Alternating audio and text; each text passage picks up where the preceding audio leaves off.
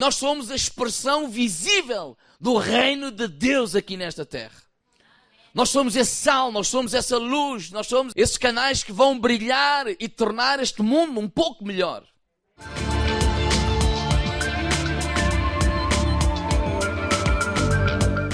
Que quando se refere ao anjo da igreja, está-se a referir à liderança espiritual dessa igreja local. E João deixa aqui muito claro que quem está a falar é o mesmo que lhe apareceu na ilha de Patmos.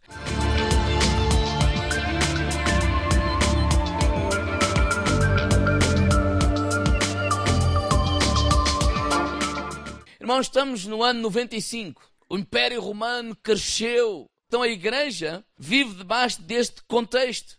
É perseguida, eram maltratados, eram presos, eram enxovalhados, eram chicoteados. E a igreja continua a servir a Deus, continua a caminhar a outra milha, a igreja continua a pagar o mal com o bem, a igreja continua a seguir em frente, continua a implementar o reino de Deus, continua a promover a paz, continua sem incentivar ao ódio, sem incentivar à violência. Eles pensavam que o reino de Deus iria crescer e afinal o reino de Roma cresce e Roma se torna mais forte. A igreja fica perplexa, fica cansada, fica endurecida com aquilo, tudo o que está a acontecer.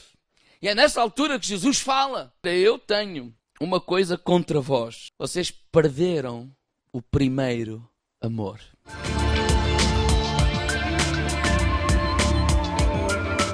Não vamos desistir, não vamos retroceder, não vamos abrir mão dos nossos valores, não vamos abrir mão das nossas convicções. Vamos continuar a buscar a Deus, o reino de Deus, a implementação do reino de Deus, mas sem perder a ternura. E o que Jesus estava a dizer a eles: olha, vocês perderam a ternura.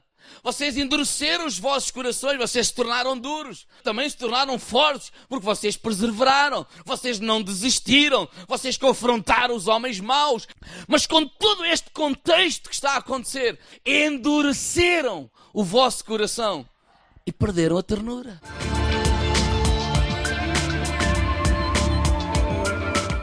É o trabalho árduo. Ele diz assim: conheça as suas obras, o seu trabalho árduo. Tu trabalhas, mas o teu coração já está endurecido, já está frio, já perdeste a capacidade dos afetos, já perdeste o brilho nos teus olhos quando fazes isso. Os afetos é nós nos afetarmos mutuamente.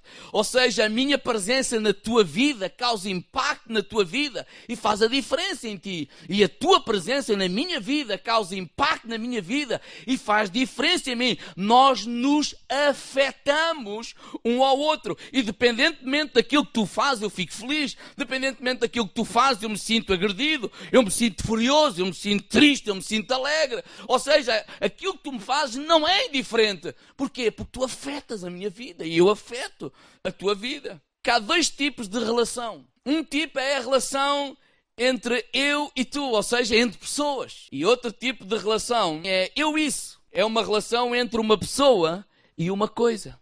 E o trabalho pode tornar-se uma relação entre uma pessoa e apenas uma coisa. Jesus estava a falar disso, que porque trabalhavam arduamente, tornou-se uma relação apenas entre vocês o trabalho, apenas entre cumprir tarefas. E então eu diria assim: cumprir tarefas é uma coisa e servir pessoas é outra coisa. O problema de cumprir tarefas é que a tarefa não enche o nosso coração. As pessoas enchem o nosso coração.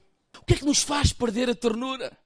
Mágoas e ofensas. Diz assim: conheço as suas obras, o seu trabalho árduo, a sua perversidade. Sei que não podes tolerar os homens maus. A igreja de Éfeso, ela já não suportava os homens maus. Ela já não suportava aquela perseguição. Eles estavam magoados com tudo aquilo e ofendidos com tudo aquilo que estava a acontecer à sua volta. Quantas pessoas nos traem, mentem, nos magoam, nos ofendem, nos usam e depois descartam. E isto vai magoando, vai nos ferindo, vai nos retraindo. E isto é uma atitude que é de proteção. E Jesus aparece e diz: olha, tu perdeste a ternura. Algumas coisas que aconteceram vão endurecendo o nosso coração e nós continuamos a caminhar, continuamos a acreditar em certos valores, mas nos retraímos. E é aí que Jesus aparece e diz, olha, perdeste a ternura.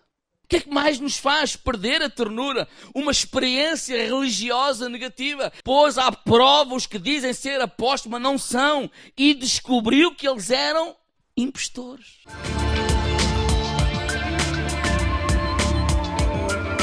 E o que ele está a dizer é, se vocês de facto conseguiram discernir os lobos, vocês foram até eficientes em relação a isso, vocês conseguiram sobreviver a tudo isso.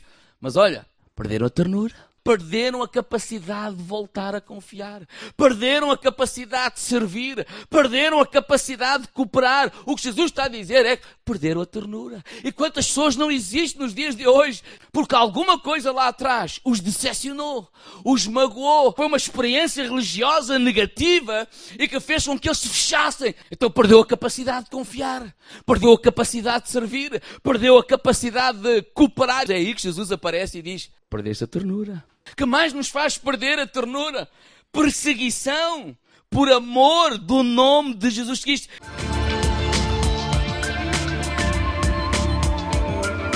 Perseverar. O que é perseverar? É continuar a caminhar apesar das más notícias. Isto aconteceu com eles. Apesar das dificuldades, apesar das adversidades, apesar dos sofrimentos e perseverança, é essa capacidade de continuar com um coração puro, com um coração dócil, com um coração cheio de esperança, com um coração cheio de entusiasmo, mesmo lidando com as mais difíceis adversidades. É aquele tipo de pessoa. Ele deseja obedecer a Deus, viver dentro dos padrões e princípios da palavra de Deus. E chega a um ponto que ele diz, eu estou cansado. É aí que Jesus aparece e diz, perdeste a ternura. As circunstâncias, a vida, o trabalho árduo, as pessoas más, as experiências negativas, o sofrimento, tudo isso que na vida vocês têm enfrentado. Vocês continuam a acreditar, mas já perderam o brilho nos olhos, já perderam a esperança, já perderam a expectativa. Vocês já não têm paixão por aquilo que estão a fazer. E Jesus diz, vocês perderam a ternura. Então ele dá a solução. Ele diz, lembra-te de onde caíste, arrepende e pratica as primeiras obras.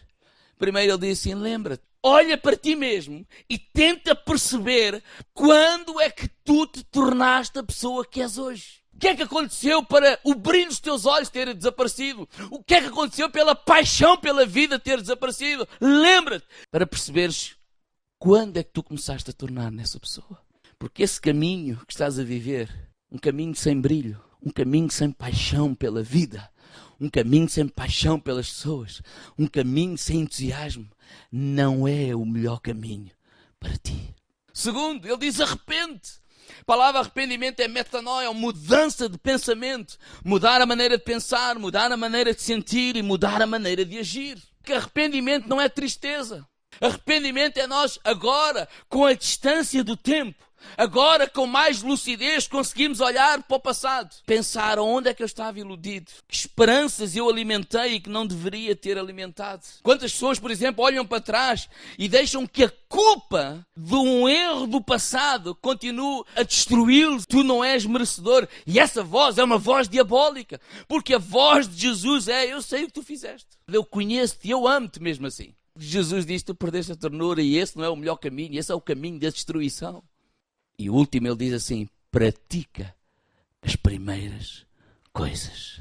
É importante voltar a fazer as primeiras coisas. Volta a praticar as primeiras coisas. Olha, tu lias a Bíblia, volta a ler. Tu frequentavas uma comunidade, volta a frequentar. Havia entrega, havia propósito. Então volta a fazer essas mesmas coisas. Não é as nossas ações que têm que seguir os nossos corações. É os nossos corações que vão seguir as nossas ações. Amor não é um sentimento, amor é mandamento. Se perdeste a ternura, sabes porquê? Porque paraste de te comportar como quem ama. Estás à espera de sentir, então o teu coração ficou vazio, o teu coração perdeu a capacidade dos afetos. O problema de quando esfriamos nas relações pessoais é que esfriamos também na nossa relação com Deus. Pois quem não ama o seu irmão a qual viu, como pode amar a Deus a quem não viu? Deus acontece nas nossas relações de amor, de afeto, de generosidade. O oposto do amor não é o ódio, é a indiferença. Que Deus possa nos usar. Precisamos transmitir essa graça, esse amor, essa paixão, essa esperança, essa fé, essa alegria. Apesar dos sofrimentos, apesar das mágoas, há um que está connosco. Nós não vamos perder a capacidade dos afetos.